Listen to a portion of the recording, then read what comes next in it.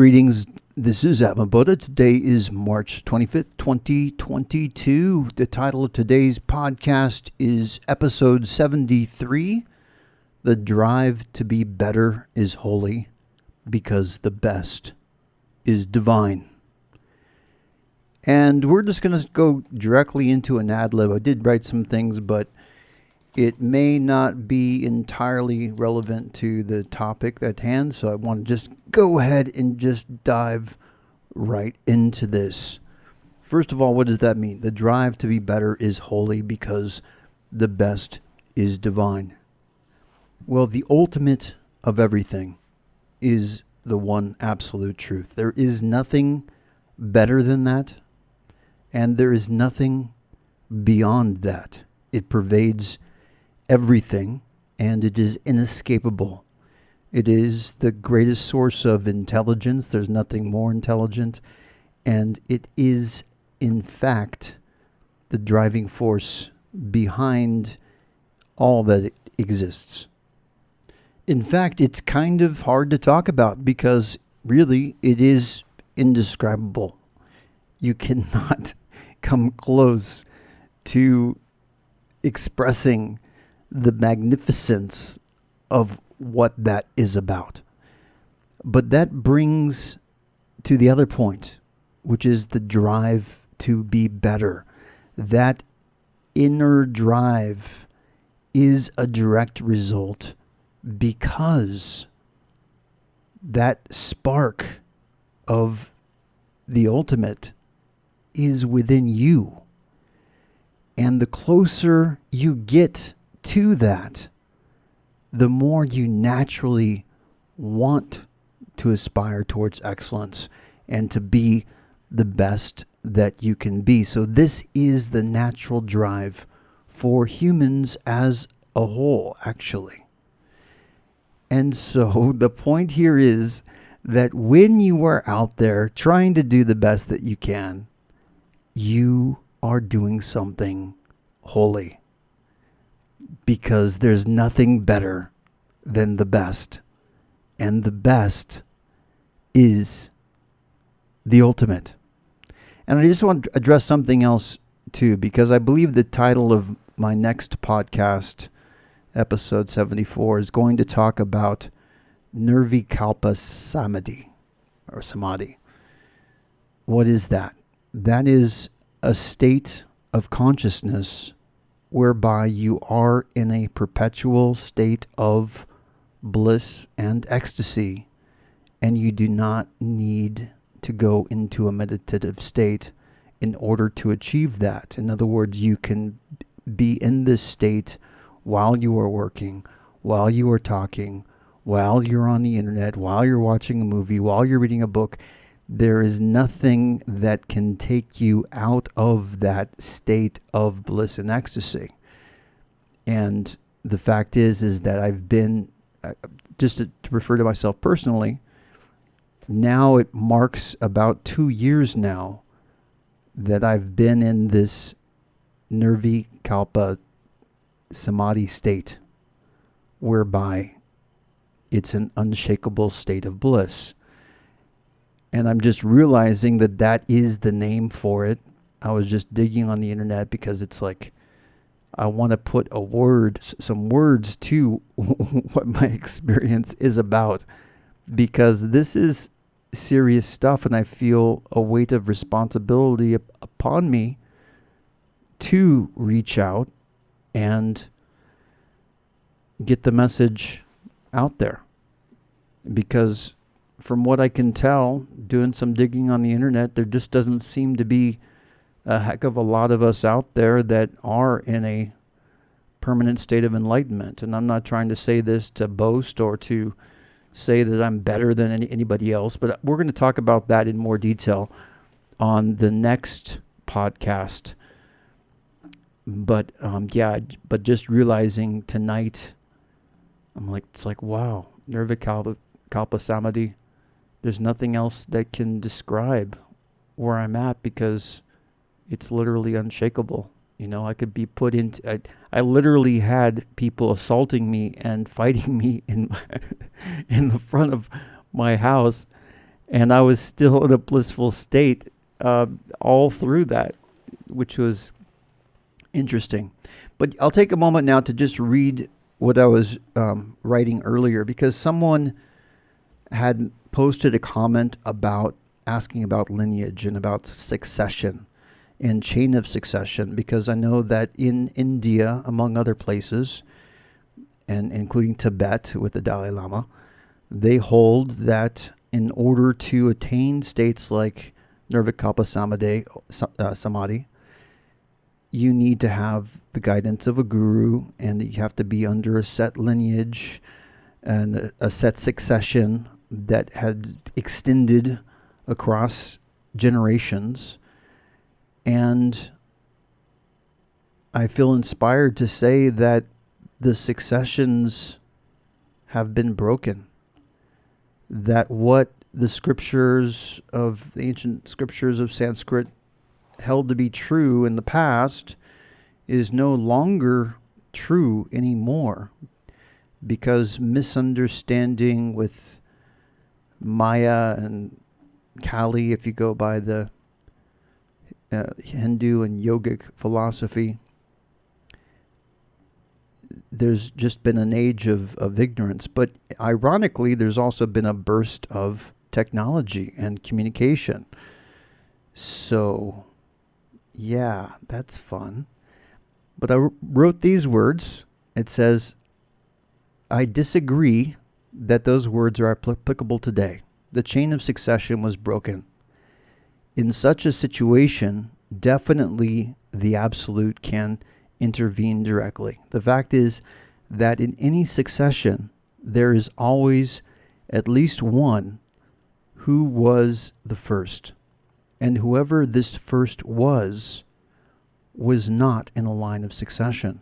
In fact, the absolute can do anything it wants and inspire individuals on opposite ends of the globe who are independent of each other and who don't even know that each exists. I would go even further and claim that there is an ultimate philosophy that allows people to become liberated without a guru.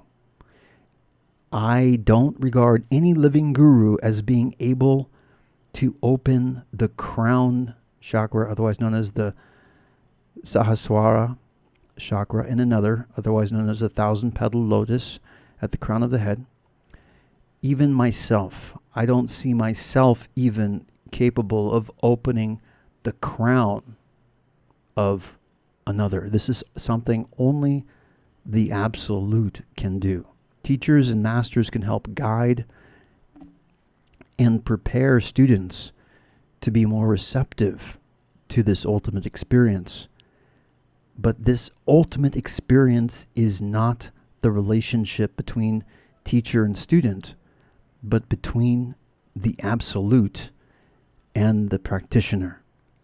Now, that's not to say that the relationship between disciple and student, or master and student, or guru and student, or teacher and student, that is very important. And I want to clarify that.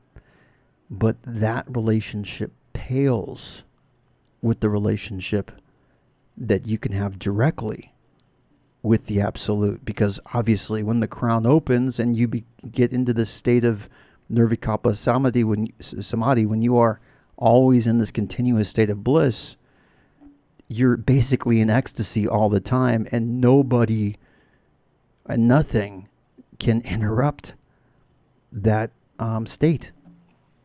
At least that's been my experience. And I concluded this written portion with this: nothing immortal can be destroyed, and that immortal spark is within each of us. And so what does that mean? That means that death itself is an illusion. And I don't want to take away from grieving widows and to those who have lost or perceived to have lost their loved ones, because when we say something is an illusion, it just means that once you pass on from this world, you don't really die, because there's an immortal spark within you that continues forever. And so there is an indestructible part of you. Enlightenment, as I've said before, is not about removing things, although it can be. That is a method of reaching there, of eliminating that which is not truth and finally arriving at truth, or eliminating everything external to arrive at the internal. But ultimately, from my perspective, once you do arrive, you realize that it is about being unlimited, about removing limitations, instead of contracting and subtracting from your consciousness. Your consciousness expands and you're adding more and more. And the same is true with the absolute. If you can imagine, and I may have said this before, but on a hard drive on a computer, they've got massive hard drives now. You can save immense files, 4K, 8K. There's just an unlimited amount of storage already in the material world if you've got the money to pay for it. Well, if that level of technology already exists on Earth, well, of course, it just comes, you can just naturally deduce that the ultimate doesn't delete stuff, okay? It still exists. There's nothing that can be lost. Everything wonderful about you and your life now, you don't lose. And even when you reach a state of permanent enlightenment, you're not losing the old you, but you are upgrading yourself into even more of a wonderful version of yourself. So you're not losing yourself. However, it is a paradox, right? You can say, oh, I'm losing myself in bliss. I'm losing myself in ecstasy. But when you do that, you're not really losing yourself. You're still there. You're still experiencing it. And the bliss doesn't end. It's like waking up from a dream and realizing that your whole life that happened up to that point was like a dream. And when you cross that threshold, it's like, okay, now I'm immortal. I don't identify that the body is just me, that I'm more than just the body. And so you recognize that the body is just like a disguise, like you are deep undercover, like you're a deep undercover God disguised as a human, and you had just forgotten yourself. And then when you cross that threshold, it's like you start remembering. You start remembering who you really are, that you are a superstar. You are more, much more than anything you've ever thought about yourself. And again, to say that is not to say, oh, I want to create narcissism in you. No. What does that mean, to be more? It means to be more than your mind, to be more than your body, to not identify only with the limited version of yourself, but to realize that there is an unlimited version of yourself. And when you do that, you realize that this is true for everybody else too. And that's why I love the word Namaste, which is an Indian greeting, which basically means the divine in me acknowledges the divine in you. Because what you're doing is you are seeing others, your perception of others is a reflection of how you see yourself. And so if you recognize the divinity within you, you are better able to recognize the divinity in everybody else. But what does that mean, divinity? I mean, does that mean that, oh, you suddenly regard yourself as some kind of emperor, god king? No, that's not what this is about. It's about recognizing that you are also mortal, right? There's certain rules and laws of the physical plane. I would personally be interested to see how these laws and rules can be bent, because I regard my everyday existence as a miracle. It'd be great to see what other kinds of miracles can manifest. But right now, what I'm focused on, which I think is the ultimate miracle, is in the act of awakening hearts and inspiring minds. Because the truth is that when the world can wake up or clear their minds of delusion, we are living in a paradise. And the only thing preventing this paradise from happening is to not see it as a paradise.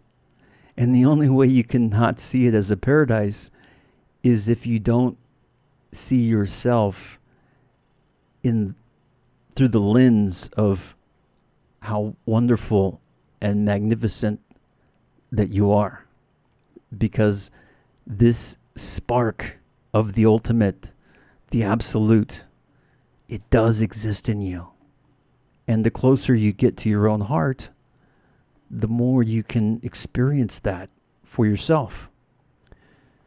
And then it's just about also progressing further and getting to a place where your mind is operating under a philosophy of unlimitlessness or limitlessness, which then can invite the absolute to come down through the crown of your head, through that 1,000-petaled lotus, and give you that experience of samadhi,